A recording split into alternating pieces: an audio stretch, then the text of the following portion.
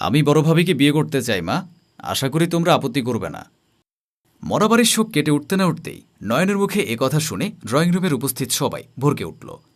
নয়নের বড় ভাই সজল মারা যাওয়ার আজ 5 দিন হল। মেজ ভাই আনিস এবং তার বউ রেনু দুজন দুজনের মুখ দেখাদেখি করতে ব্যস্ত।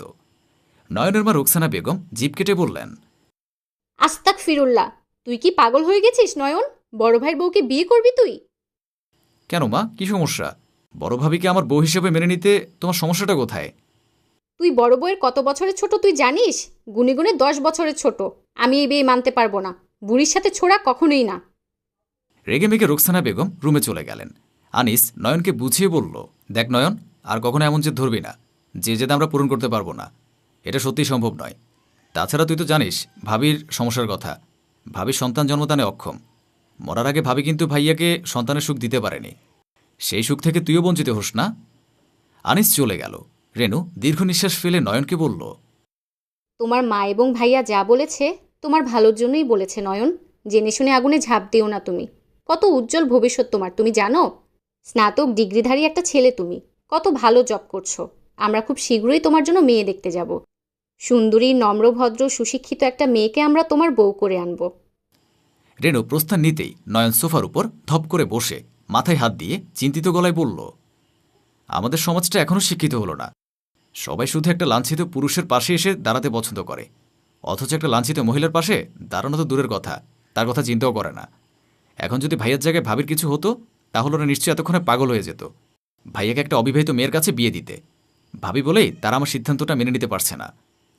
ইতোমধ্যেই নয়নের বড় ভাবি অবনী কান্না কান্না মুখ নিয়ে বাড়ির ড্রয়িং রুমে এলো। মাথায় কাপড় টেনে সে নয়নকে বলল, আমাকে একটু বাপের বাড়িতে দিয়ে আসতে পারবে নয়ন? কেন, আজই বাপের বাড়ি চলে যাবে তুমি? এই বাড়িতে থেকে আর কি করব? যার জন্য এই বাড়িতে এত বছর পড়েছিলাম সে তো আর দুনিয়াতে নেই। কার মুখের দিকে চেয়ে কার ভরসায় আমি এই বাড়িতে থাকব?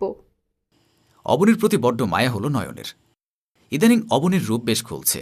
অবনীর রূপে নয়ন মুগ্ধ হয়ে যাচ্ছে। অবনীকে দেখলে বোঝাই যায় না সে 35 বছরের একজন মাঝবয়সী মহিলা। নয়ন বলল, তোমার কোথাও যেতে হবে না ভাবি, তুমি এ বাড়িতেই থাকবে।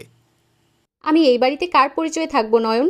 যেখানে আমার কোনো ভবিষ্যৎ নেই সেখানে আমি কেন থাকব? আমি তোমাকে বিয়ে করব ভাবি, আমার পরিচয়ে তুমি এ বাড়িতে থাকবে। ঠাস করে নয়নের গালে চর মেরে অবনী কাঁদতে কাঁদতে তার রুমে চলে গেল। নয়ন বাকরুদ্ধ হয়ে গেল। দৃশ্যটি রেণু দেখে গটগটিয়ে হেঁটে সোজা অবনীর ঘরে গিয়ে কাঁদতে থাকা অবনীকে বলল, তুমি কি লোক হাসানোর জন্য এখনো এই বাড়িতে পড়ে আছো ভাবি? এখনো বাপের বাড়ি যাচ্ছ না কেন? অবনী কান্না থামিয়ে বলল, তোমরা আমাকে বাপের বাড়ি দিয়ে এসো, তাহলেই তো সব সমস্যার সমাধান হয়ে যায় রেনু। কেন, তুমি বাপের বাড়ি চেনো না? এর আগে কখনো একা যাওনি? তোমাকে দিয়ে আসতে হবে কেন? কাল সকালে যেন আমরা তোমাকে এই বাড়িতে আর না দেখি। রূপ দেখিয়ে নয়নের মাথাটা ঘুরিয়ে দিচ্ছ তুমি। রেণু প্রস্থান নিল। অবনী মুখ চেপে কেঁদে লাগেজে কাপড় চোপড় গুছিয়ে কাউকে না জানিয়ে তার বাপের বাড়ি চলে গেল। এই ঘটনার প্রায় 1 মাস কেটে গেছে। ড্রয়িং রুমে রোকসানা বেগম মাথায় হাত দিয়ে বসে আছেন। রেণু গরম চা নিয়ে তার শাশুড়ি মায়ের পাশে বসে বলল, কি হয়েছে মা? আপনাকে এত চিন্তিত দেখাচ্ছে কেন? আমার তো নয়নের মতিগতি সুবিধার মনে হচ্ছে না রেনু। এই 1 মাস যাবৎ নয়নের জন্য কমপক্ষে 20-এর উপর মেয়ে দেখা হয়ে গেছে আমাদের। অথচ নয়নের এদের মধ্য থেকে একটা মেয়েও পছন্দ হয়নি। তুমি বুঝতে পেরেছো তো বিষয়টা? আপনি কি কোনোভাবে ভাবির বিষয়টাকে সন্দেহ করছেন? মন বলছে নয়ন একটা কেলেঙ্কারি বাঁধিয়েই ছাড়বে। রোকসানা বেগমের মুখের কথা শেষ হতে না হতেই বাড়ির কলিং বেল বেজে উঠল। রেণু সদর দরজা খুলে দিতেই রেণু মুখে হাত দিয়ে চিৎকার করে বলল, মা দেখুন, আপনার মুখের কথা কিভাবে ফলে গেল। রোকসানা বেগম ছুটে এসে সদর দরজার দিকে তাকাতেই বুকে হাত দিয়ে চিৎকার করে বললেন, এ আমি কি দেখছি খোদা! এই বয়সে বুঝি ছেলে আমার মান সম্মান ডুবিয়ে দিল। ঘুমটার নিচ থেকে অবনী ঢুকরে কেঁদে উঠল। নয়ন অবনীকে নিয়ে বাড়ির ড্রয়িং রুমে প্রবেশ করে তার মাকে বলল, শান্ত হও মা, তুমি এসব কি জাদা বলছো? আমি তো বিয়ে করেছি শুধু। ভাইয়া থাকাকালীন অবনীর সাথে তো পরকীয়া করিনি যে তোমার মান সম্মান নষ্ট হয়ে যাবে। এসব ফালতু লজিক দেখানো বন্ধ করো নয়ন। যে মেয়ে কিনা অল্প বয়সে তার স্বামীকে খেলো, তার উপর সে বাজা, তাকে বিয়ে করে তুমি কি সুখটা পাবে? এত বারণ সত্ত্বেও কেন তুমি তাকে বিয়েটা করলে? অবনী বাজা হোক বা যাই হোক, আমি তার পাশে দাঁড়াবো বলেই তাকে বিয়ে করেছি। আমি সমাজকে এটা বোঝাতে চাই যে একজন বিধবা ও বাজা মেয়ে কখনো সমাজের উপেক্ষার বস্তু হতে পারে না। চাইলে সেও 8-5টা মেয়ের মতো স্বাভাবিকভাবেই জীবনযাপন করতে পারে। রেণু ঝাঁঝালো গলায় বলে উঠল, করো তোমার যা ইচ্ছা তা। আমিও আমার হাজবেন্ড এসবের মধ্যে নেই। সমাজের মানুষদের আমরা জবাবদিহি করব না, করলে তোমার মা করবেন এবং তুমিও তোমার বুড়ি বউ করবে। রেনু রাগ দেখিয়ে তার রুমে চলে গেল। রোকসানা বেগম বুক চাপড়ে নয়নকে বললেন, আজকের পর থেকে তুই কখনো আমাকে মা বলে ডাকবি না। ভেবে নিবি তোর মা মরে গেছে। তোর মতো সন্তান পৃথিবীর কোনো মায়ের পেটে না হোক। আজ থেকে হাড়ি আলাদা করলাম আমি, তুইও তোর বউ আলাদা খাবি। রোকসানা বেগমও তার রুমে চলে গেলেন। অবনী সইতে পারছিল না সবার এমন কটাক্ষ এবং ভারী ভারী কথা। অভিমানী গলায় সে নয়নকে বলল, আমার একা থাকার সুখ তোমার সহ্য হচ্ছিল না, তাই না? তাই আবারও আমাকে এই জঞ্জালে এনে ফেললে। কেন আমাকে ব্ল্যাকমেল করলে? কেন বললে তুমি আমাকে বিয়ে করতে না পারলে সুইসাইড করবে? নয়ন তার মাথা ঠান্ডা রেখে বলল, তুমি শান্ত হও অবনী। আমি তোমাকে ভালোবেসে তোমার পাশে দাঁড়াতে চেয়েছিলাম বলেই কিন্তু তোমাকে বিয়েটা করেছি। সময় দাও আমাকে সব কিছু ঠিক করতে। কয়েকদিন পরে দেখবে সবাই নর্মাল হয়ে গেছে। সবাই আমাদের মন থেকে মেনে নিয়েছে। অবনীকে নিয়ে নয়ন তাদের বেডরুমে গেল। রেনু আড়াল থেকে সব শুনে দাঁত চেপে বলল, নয়ন তাহলে ব্ল্যাকমেল করেই ভাবিকে বিয়ে করেছে? এই বাজা অপয়া মেয়েটার মধ্যে নয়ন কি এমন খুঁজে পেল? আমার বড় ভাসুরও তার মেজো ভাইয়ের বিয়ের পর 30 বছরে এই বয়স্ক মেয়েকে বিয়ে করলো। বিয়ে করবে না বলেও অবনীর রূপ দেখে পাগল হয়ে গেল তাকে বিয়ে করতে। 5 বছর এই বাজা মেয়ের সাথে সংসারও করলো। আর এখন নয়নও। সকাল হতে অবনী সদ্য শাওয়ার নিয়ে বেশ ভালো মনে রান্নাঘরে গেল সকালের নাশতা বানাতে। রেনু তখন রান্নাঘরে তাদের নাশতা বানাতে ব্যস্ত। হাসি খুশি অবনীকে দেখে রেনু হতবাক হয়ে বিড়বিড় করে বলল, কি আশ্চর্য ব্যাপার! ভাবিকে তো দেখলাম কাল রাতেও নয়নকে মন থেকে মানতে পারছিল না, কিন্তু আজ দেখি তাদের মধ্যে শারীরিক মেলামেশাও হয়ে গেছে। অবনী আলাদা পাতিলে তাদের জন্য রান্না বসালো। রেনুকে দেখিও না দেখার ভান করেই রইল অবনী। রেনু নাক সিটকে বলল, বিয়ে হয়ে আসতে না আসতেই দেখি তুমি তোমার ভোল পাল্টে ফেললে ভাবি। মানুষ গরু চোখেই লাগছে না তোমার। ভাবি নয়, আমার নাম ধরে ডাকো। ভুলে যেও না, এখন থেকে আমি তোমার দেবরের বউ। রেনু হতবাক হয়ে গেল। অবনী গরম চা বানিয়ে তার রুমে চলে গেল। এত বড় সাহস এই বুড়ি! কচি জামাই পেয়ে মুখে বুলি ফুটেছে তোমার। কোনো ব্যাপার নয়, আমিও তোমাকে সময় মতো দেখে নিব। দীর্ঘ 1.5 মাস কেটে গেল মাঝখানে। রেনু তাড়াহুড়ো করে অবনীর রুমের সামনে দিয়ে রান্নাঘরে যেতে গেলেই টের পেল অবনী বমি করছে। নয়ন চিন্তিত গলায় বলছে, প্রেগনেন্সি কিটে কি উঠল? পজিটিভ তো সব? পজিটিভ। তুমি বাবা হতে চলেছ।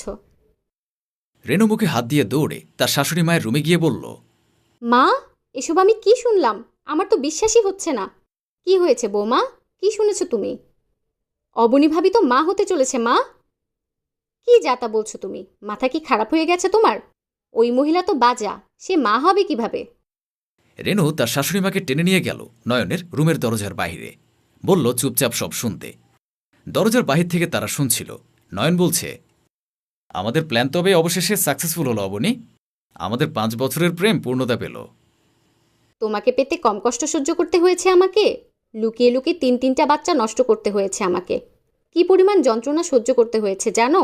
ভাগ্য আমাদের সাথে ছিল বলেই তোমার বড় ভাই অল্প বয়সেই স্ট্রোক করে মারা গেলেন। কত নিখুঁত নাটক ও অভিনয়ের পরে আমাদের বিয়েটা হলো। যদিও আমাদের কেউ মানতে পারেনি, তবে আমাদের ভালোবাসা তো পূর্ণতা পেল। আমাদের চালাকিও কেউ ধরতে পারল না। নয়ন ও অবনী হাসতে লাগল। রোকসানা বেগম ও রেনু স্তব্ধ হয়ে দাঁড়িয়ে রইল। রোকসানা বেগম আর চুপ করে থাকতে পারলেন না। দরজা ঠেলে তিনি রুমে ঢুকে আহাজারি করে নয়নকে বললেন, এটা তুই কি করলি নয়ন? বাবার মতো বড় ভাইকে এভাবে ঠকালি? আমার তো বিশ্বাসই হচ্ছে না আমি এই কুলাঙ্গা ছেলেকে পেটে ধরেছি। নয়ন ও অবনী ভরকে উঠল। দুজনে শুকনো ঢোক গিলে দুজনের দিকে তাকিয়ে রইল। রেনু চোখের পানি ফেলে অবনীকে বলল, ছি ভাবি, ছি! তোমাকে আমার ভাবি বলতেও ঘৃণা লাগছে। তুমি এত নীচ, এত জঘন্য! সহজ সরল পেয়ে তুমি বড় ভাইকে এভাবে ঠকালে? তুমি তো মেয়ে নামেও কলঙ্ক। সন্তান নষ্ট করার মতো যে পাপ তুমি করেছ, উপরওয়ালা কখনো তোমাকে ক্ষমা করবেন না। নয়ন ও অবনী চুপচাপ দাঁড়িয়ে রইল। তাদের মধ্যে বিন্দু পরিমাণ অনুতাপ নেই। রোকসানা বেগম শক্ত গলায় নয়নকে বলল, আমার চোখের সামনে থেকে তুই দূর হয়ে যা। তোর মতো কুলাঙ্গার সন্তানের আমার কোনো প্রয়োজন নেই। তুই তোর বউ নিয়ে আমার বাড়ি থেকে বিদায় হ। আমার সম্পত্তির একরত্তি ভাগও তুই পাবি না। নয়ন মুখে মুখে তর্ক করে বলল, তোমার এই সম্পত্তির আমার কোনো প্রয়োজন নেই মা। আমি আমার বউকে নিয়ে বাড়ি থেকে বের হয়ে যাচ্ছি। অবনীকে নিয়ে নয়ন বাড়ি থেকে বের হয়ে গেল। রেনুকে জড়িয়ে ধরে রোকসানা বেগম কেঁদে কেটে বুক ভাসালেন। রেনু তার শাশুড়িমাকে সান্ত্বনা দিল। এছাড়া তো আর কিছুই করার নেই। কয়েক মাস পর নয়ন ও অবনীর মধ্যে বিভিন্ন কারণে মনোমালিন্য হতে শুরু করে। কথায় কথায় নয়ন অবনীর গায়ে হাত তুলতে শুরু করে। অবনীর সন্তান নষ্ট হয়ে গেল। নয়ন বলল, তুমি কি কোনোভাবে আমাকেও ঠকাতে চাইছো অবনী? নতুন কারোর প্রেমে পড়ে তুমি আমার বাচ্চাটাকে নষ্ট করে দিলে না তো? অবনী কেঁদে কেটে বলল, আমি নিজের ইচ্ছেতে বাচ্চাটা নষ্ট করিনি নয়ন, সত্যি বলছি। তোমার পরে আমার জীবনে আর কোনো পরপুরুষ আসেনি, আর আসবেও না। অবনীকে ধাক্কা মেরে নয়ন বাড়ি থেকে বের হয়ে গেল। দিন দিন অবনী তার মন থেকে উঠে যাচ্ছে। অবনী ঢুকরে কেঁদে বলল, অতীতের করা পাপের শাস্তি পাচ্ছি আমি। এভাবেই দুঃখে দুঃখে কাটবে আমার জীবন। আবারও প্রমাণ হয়ে গেল, আল্লাহ ছাড় দেন কিন্তু ছেড়ে দেন না। কাউকে ঠকিয়ে কেউ কখনো বড় হতে পারে না।